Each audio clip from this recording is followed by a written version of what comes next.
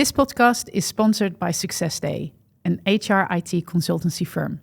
Hi, my name is Gijs Coppens. I'm the founder and CEO of OpenUp, and you're listening to Meet the Mavericks, HR Tech podcast. Hi, I'm Anne Jaakke, and this is Meet the Mavericks, an HR Tech podcast by SuccessDay. In this series, we interview CEOs and founders of new, innovative HR tech solutions. We get to know what drives them and what their products or services are all about. Hopefully, this podcast brings inspiration to the HR community, celebrates entrepreneurial mavericks, and closes the gap between HR and tech. In this week's episode, we're joined by Gijs Coppens, CEO and founder of OpenUp. He believes in a world where mental well-being is accessible to all, easy, affordable, and immediately. OpenUp offers effective, accessible, preventative solutions with a 360 approach to mental well-being, all in one platform. Gijs, welcome to the studio. Thank you, Anna. Tell me a bit about you and your background. Who are you? I'm Gijs. I'm 42 years old. I'm an engineer from background. I like to solve problems. I'm also a psychologist. I think a lot. And if you think a lot, you need to guide that thinking. And psychology can be of support for that. I'm also a father of 2 children and a third one coming up. Congratulations. Thank you. I'm a partner at home to my girlfriend. I'm a business owner, a CEO, a founder. And what else? Yeah, I like to enjoy myself. I like challenges. I like new things. Mm-hmm. So that kind of describes me in a nutshell, I would say. Wow, amazing. I'm already stuck at engineering and psychology. I'm like, how did that come about? How many years did you study? I studied in total 9 years. And I graduated as a Master's of Science in Engineering and Innovation Management. You did that first? I did that first. Yeah. And then I founded a company in Asia in energy-efficient LED lights in Malaysia and China. Yeah. And I learned a lot about psychology, setting up my own company in a different culture. Why? Because at the end, it's all about how you work together in a company. So if I looked at the technical challenges that we faced, in setting up an LED lighting factory. You did that for yourself? Yes, I was the technical director and the founder of that company. Okay, yeah. Well, I went to Asia for a different mission for a consulting company, but there I met an inspiring commercial leader, and he wanted to do something with LED lights, LED bulbs. So I started searching for him in China to find appropriate LED bulbs, but the quality was so low that we decided to start our own company. Yeah, and that's how I ended up founding my first company in Asia. How old were you? 25. Incredible. Yeah. Okay. So that was an incredible experience, but also an experience in which you need to, learn a lot about group dynamics, setting up companies, how you coach people. And that was all new to me. I was trained as an engineer, good in solving puzzles. Yeah. But that whole dimension of people dynamics was new to me. And it opened my eyes that it's so vital in setting up a successful company that you understand the psychology in the right way and that you execute that psychology in the right way. So you got triggered? I got really triggered. I was reading a lot about psychology, mindfulness.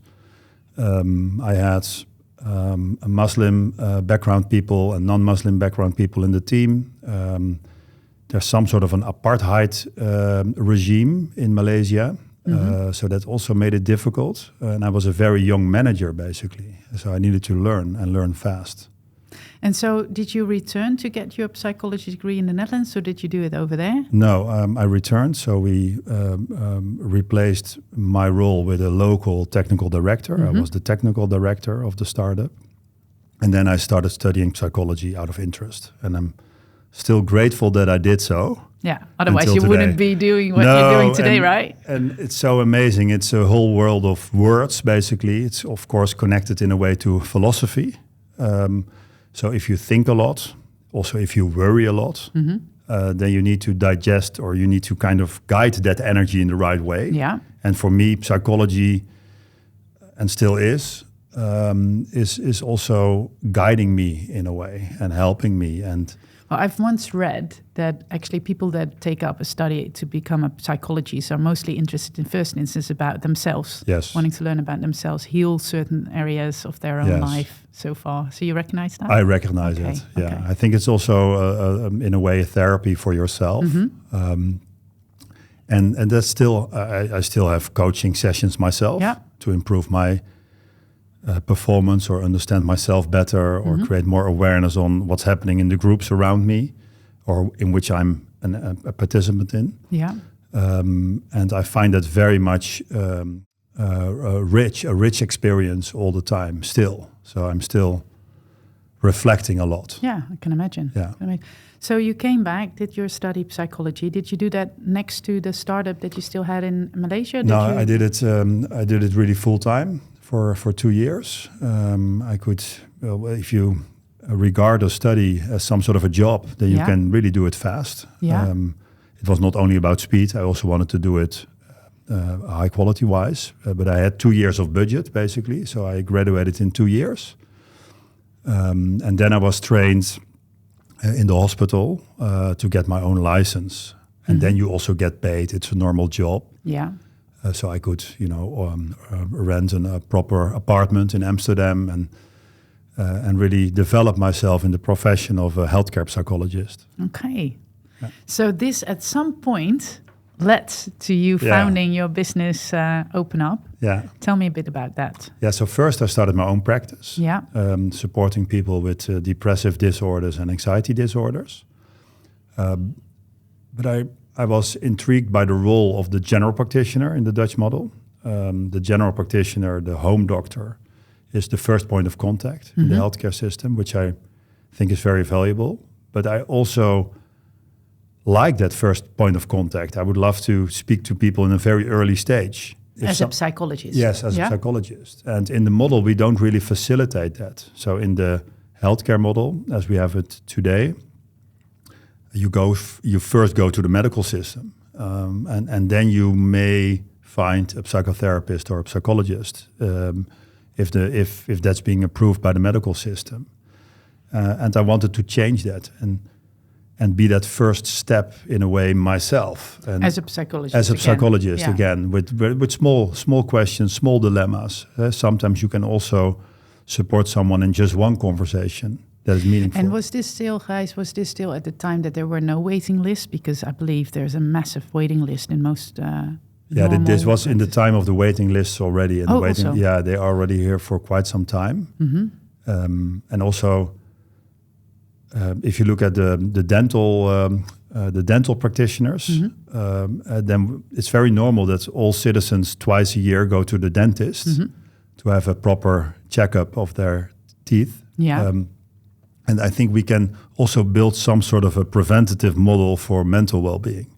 Okay. And that was the starting point of OpenUp. So how can we make mental well-being very easily accessible so that in theory or even in practice, every citizen, every human being can have a meaningful conversation about life whenever he or she wants it.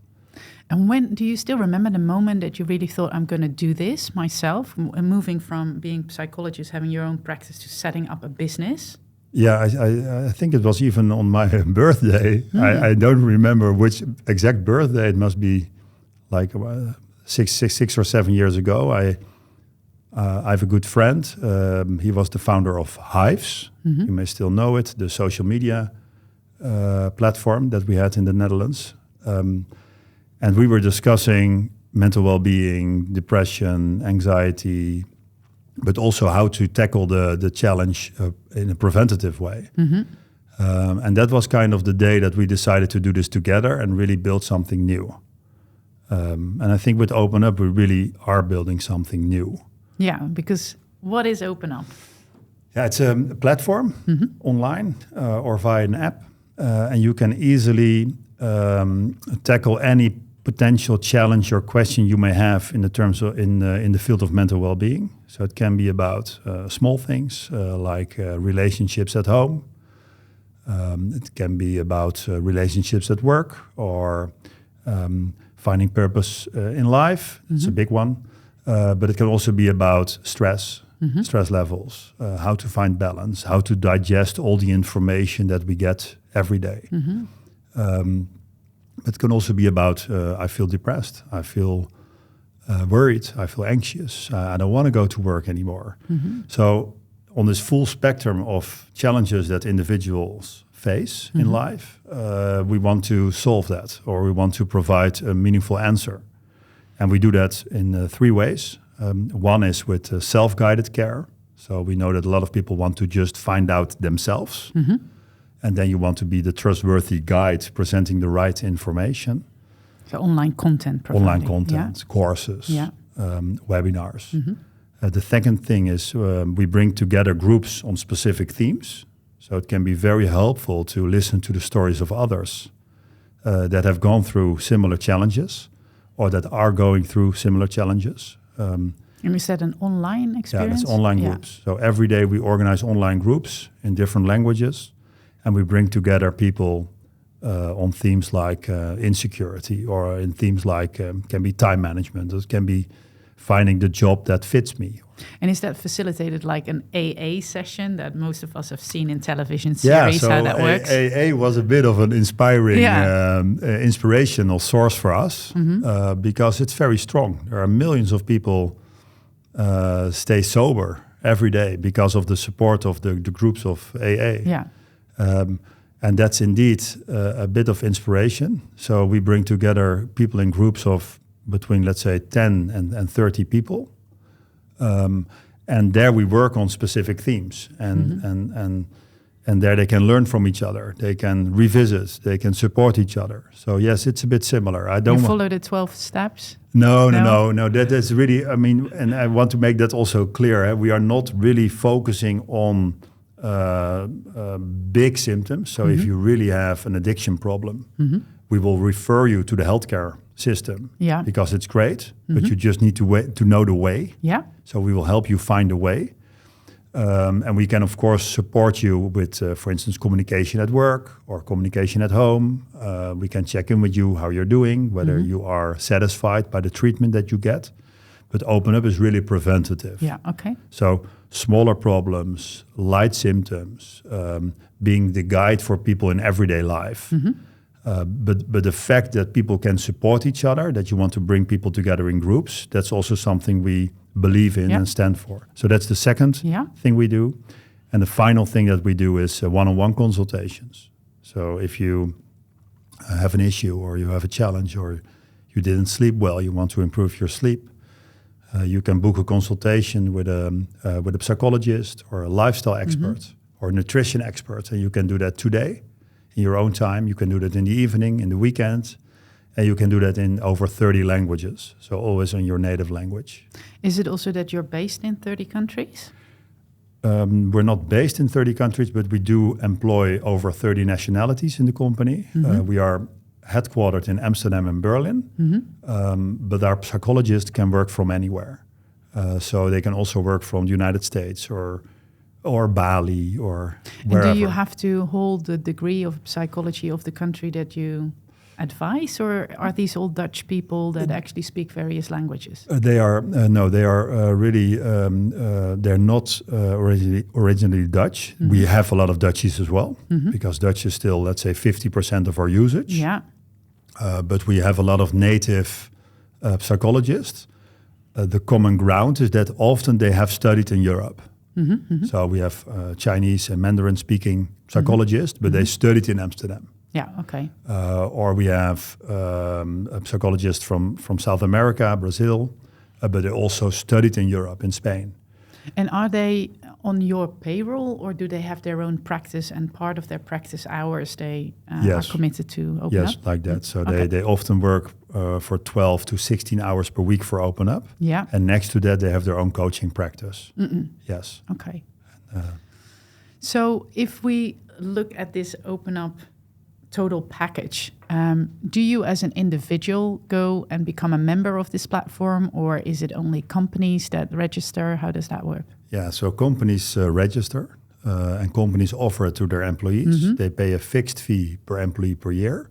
regardless if they use it or not. Yes, and but it's far more affordable than the coffee that employers offer, I sometimes say. So we try to keep the price very low, very affordable. That's what we stand for. So therefore we also work, for instance, for McDonald's, or we work for the warehouses of Picnic, because their price matters. So we keep pricing as affordable as we can. But the employer pays for the full employee base, or they start with a business unit. And then everyone in that business unit or in that company gets access, also with their families. Oh, wow. Yeah. And we start communicating via HR or directly to the employees and their families about the offering. And they can start using it unlimited without approval from HR. From HR. What does the data tell you? The data tells me that we now serve around 1,500 companies with a total base of around 300,000 employees that have access to our services. And 25% of those employees make contact with us, which is like 75,000 people per year annually. And what we see is that in the usage, 1/3 really books a one-on-one consultation. If they book a one-on-one consultation, they on average do 5 consultations. So the average coaching trajectory is 5 sessions. Yeah, the online sessions directly. Yeah. Yes, and then 2/3 uses mainly the groups and the self-guided care. And they seem to be different users. So we have specific users aiming for one-on-one consultation. And we have specific users aiming more for groups and self-guided care. We see more female users than male users. We also see that in healthcare. So for female users, there's less stigma around also talking about themselves. So still some work to do with male employees. That's what we see. We see on average the same usage in the Netherlands compared to Germany, compared to the UK. So we see quite stable usage in companies. And what we do know, you need to communicate every month about well-being. That doesn't only hold for OpenUp, but for any well-being initiative that you launch. You need to communicate on average once a month. If you don't communicate, you will see usage drop off. Yeah. So, like a question I've always wanted to ask to a professional, but if you work in an international environment, lots of people think that burnouts only happen in the Netherlands. And I say that with a bit of a smirk, but that's mostly because foreigners that actually work in the Netherlands, they don't understand really the way we are organized from a government perspective around pay and how that works in the first 2 years and so on. And they always say, how come in this country everybody seems to be having burnouts, and where I come from, whatever, the UK or the US, we don't have that, or at least a minimum. How would you comment on that? Well, I would say we are still developing our knowledge on that, but we are quite significant now in size in Germany. And in Germany, you have a different model. So in the Netherlands, indeed, you get paid, I think, for 2 years if you're ill. And therefore, you see a more long-term illness in the Netherlands than in some other countries. In Germany, there's a different system. After a couple of weeks, you are transferred already to a government system. So there you see less long-term illness being funded by companies. But we see that usage in Germany is even a bit higher than the usage in the Netherlands. So I cannot say that because of that system, people don't have the same challenges. We do think that the German HR managers are maybe a bit more disciplined in the communication. That's just an hypothesis. So therefore the usage is maybe a bit higher.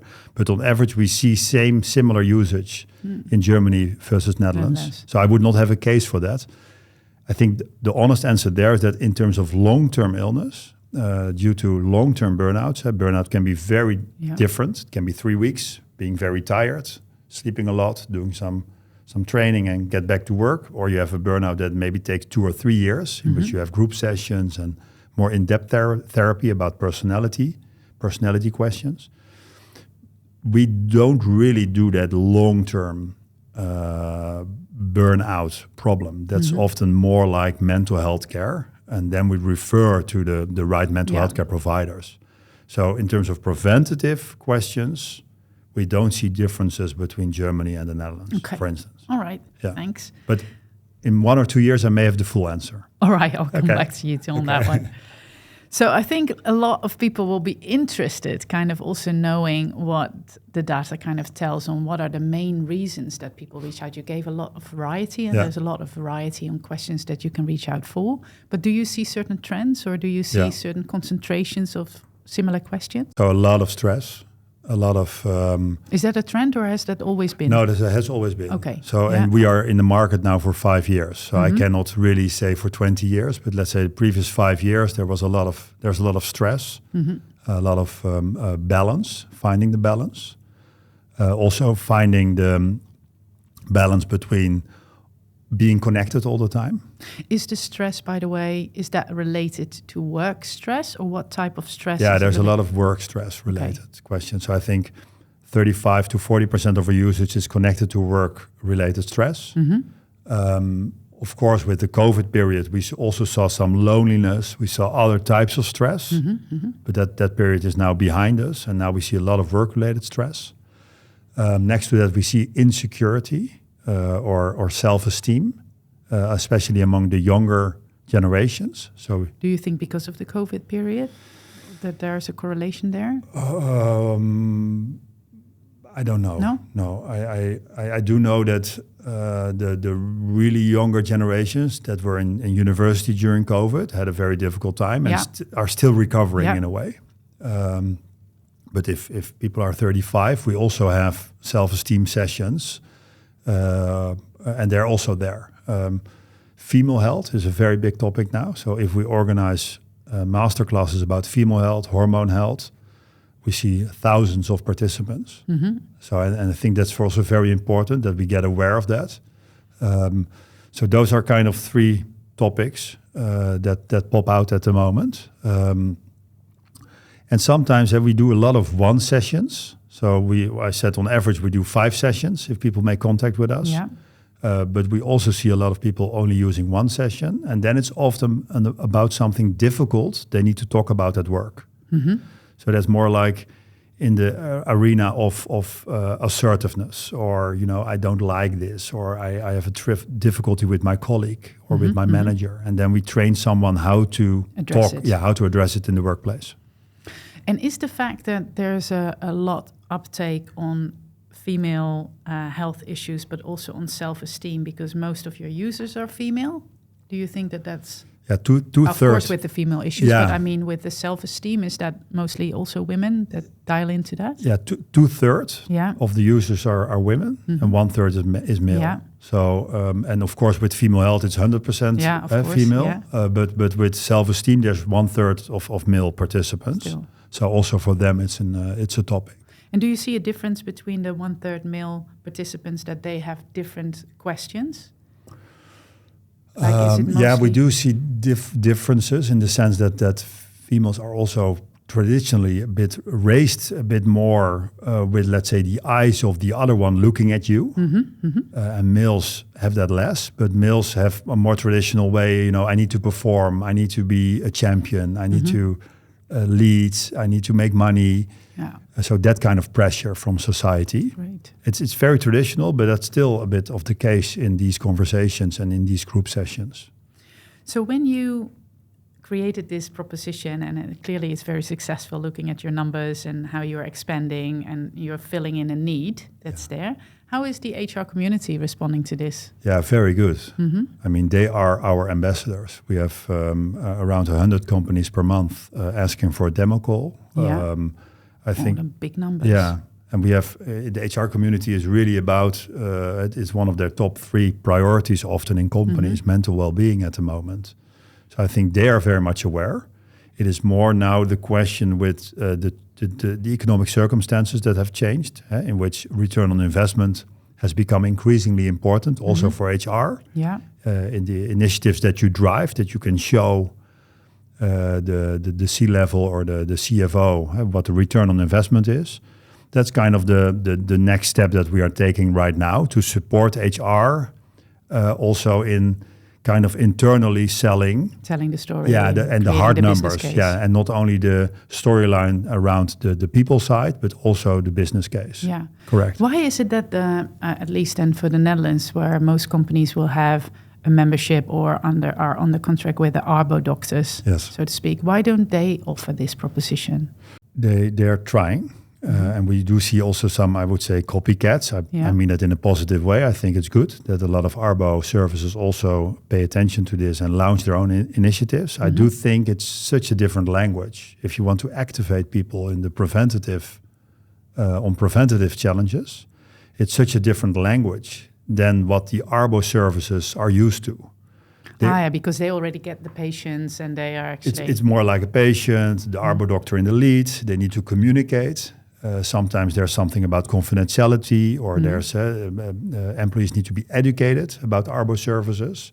So they are in a bit more difficult position, I think, to really drive preventative initiatives to a high degree of usage. And that's also what we see. So and they all do, Arbo services have preventative hotlines, or you can easily reach out sometimes, or they even launch online platforms. But if you really look at the usage, it's often 10 to 15 times lower than the usage of OpenUp. And that has to do with, I think, history, language, culture, etc. So you've now told this proposition also from the perspective, I assume, as a CEO and a founder, right? But now you look back at the last 5 years, and it's amazing what you have accomplished. Yeah. Thanks. I want to congratulate you because that's amazing. You're coming from China or Malaysia, studying in the Netherlands and setting this up, and look at what you've achieved right now. Thanks. But that also means that you're probably pretty purpose-driven. Also, when I look at the website and if I listen to your story, if you had no budget limitations, what would you create? That's a good one. I think I would spend more maybe on marketing to create awareness. I think in the end game, all employers will be also taking care of the well-being aspects. They are already doing that, but we still need to educate a lot. And that costs money, education. And that's kind of before we even get people to the platform. So I would definitely spend more on education in general. But in terms of product and platform, I would not necessarily develop something different. I think we can also compete to the American players that have these budgets. They have unlimited budgets, or in our eyes, unlimited budgets. But in terms of the product, we can really compete. In terms of marketing spend and creating awareness among the community, among CEOs, CFOs, and really do that in a very structured manner, that costs a lot of money. And we're coming to the end of the podcast, but one of the things that triggered me also from being from purpose-driven, you're giving accessibility to employees, but there must be also a big demand for this coming from people that not necessarily come through a company, but want to do that themselves. So let me be clear. We started OpenUp as a consumer platform. And still, if people come to the platform and they don't work for a company, I should maybe not make that too explicit, but if they don't work for a company that is a member, we will still support someone. So 8% of our usage is pro bono. And we need to keep it at around 8% because otherwise it gets really a difficult cost center. But if you then talk about unlimited budget, it would be possible to grant every citizen, of course, access to these services. Well, what if people would pay it for themselves? Would say, I have a gym membership, and I have a year membership to my own well-being psychologist access. Would that be a business model worth thinking about or not? Yes, we are thinking about that as well. So B2C, basically. So I think on the long run, that families may have these kind of subscriptions themselves for them and the children. We also offer it to the children of the employees. And that's, of course, also a very big group. But we do see that still a very early stage. So in the United States, there's less solidarity. People are used to paying everything themselves. And there these initiatives fly if you offer it directly to consumers. But in the Netherlands and also Germany, we are very much used to a very good healthcare system that takes care of us. And therefore that mindset is not fully there yet. Somebody needs to pay for it, either the insurance or your employer, but not you yourself. That's what people expect. Well, on the other hand, there's a lot of people that actually I know because I've been also coaching quite a couple of people that ended up in a burnout. Yes. How challenging it is to get access actually to psychologist or support network, whatever shape or form. In the first 6 months, quite critical, but they don't seem to be able to find people that are actually have no waiting list and be able to kind of get some support. So there is an interest there. It is. Now it's a very big problem. And also relationship coaching. Yeah. Same. So if you search for a relationship coach, it's very difficult to find. And you want it now. I mean, you have a trouble, you have a problem at home, you cannot, you need it to be solved. You want to have a good conversation, a meaningful conversation, a dialogue at home. And then you can really profit from 1 or 2 sessions with a relationship therapist. It's very difficult to find. So as there's a shortage of psychologists, does that mean you offer something exceptional for them to join you guys? Because they could also set up their own practice, right? And be fully booked. Yes, but we do employ other psychologists that are working in the traditional healthcare model. Okay. And I think that's also an important distinction. So we do that on purpose because then we keep the healthcare psychologists that are trained clinical psychologists for the healthcare model. Yeah. And we employ psychologists that are not working in that formal healthcare arena. Not to take away capacity from healthcare, but also because it's a different language. We think that if you're trained so much in, let's say, symptoms, depression, long therapies, then it can be very challenging to develop also at the same time that muscle for preventative coaching. Yeah, and short, quick fixes. Yes, that's a different breed of psychologists. So are those mostly people that just graduated and are still... No, there's a lot of mature and senior psychologists. They all need to have at least 3 years of working experience in one-on-one coaching. We also train them.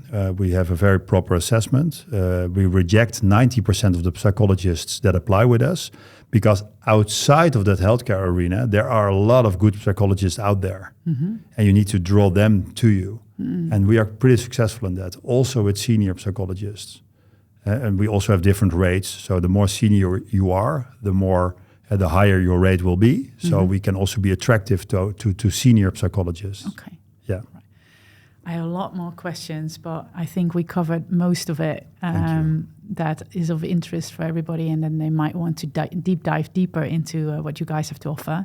But I kind of want to end with 2 things. First of all, I wanted to ask you if you think about other HR tech services or trends or products or companies that had your interest over the last couple of months or last year. Is there anything worth mentioning?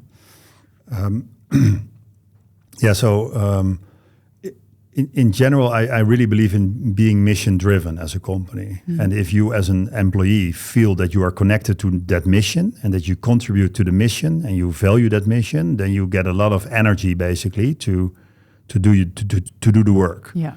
So in general, and I didn't find that HR tech player yet, but aligning people on that company mission, that's something I find very important. And we use more traditional tooling for that, like Slack or like that's easy communication or OKR, the OKR framework. So I wanted to mention that. And then in terms of services that I saw on top of that, let's say primary processes that you want to have in place. For instance, social debt, I really like as a platform because they take away your debt. So if you are an employee and you didn't pay for your T-Mobile mobile phone bill and you work in a warehouse, then that 2,000 or 3,000 euros can be a very huge problem. And there's a lot of stigma around having financial problems. Yeah. So I really like a platform like Social Debt. You also have now other financial platforms being launched, but I really like that they take care of that debt. Stress factor, actually. Yes, that's so important. And often as an employer, you don't know. And then there's a platform that then can take care of that. I think that's very helpful. So I like those kind of initiatives that are there for, let's say, areas that can be a bit shady sometimes for people to really speak up about it. And that solve those kind of challenges that people may face. Yeah. To align them again with all their energy on that mission of the company.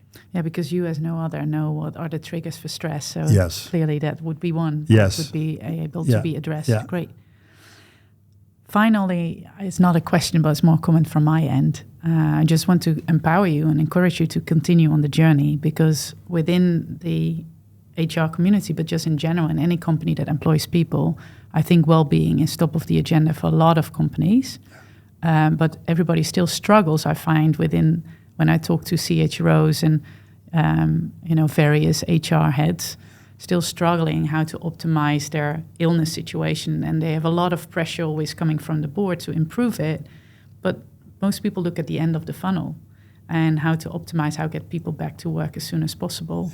Yeah. There wasn't a really great tooling to actually support in the preventativeness. And I think still a lot of companies are struggling. How do you actually create a total remit? Yeah. So this is maybe one, talking to people or getting information, but there might also be other areas to look at to actually make sure that people do not even end up in that situation. So I want to encourage you to explore that space and to do your brilliant stuff, what you've been doing. And I just want to thank you and keep going. Thank you, Anna. I really appreciate it. Thank you so much for listening to Meet the Mavericks, an HR Tech podcast. For more information about this episode, check out the show notes. And don't forget to listen to our next episode.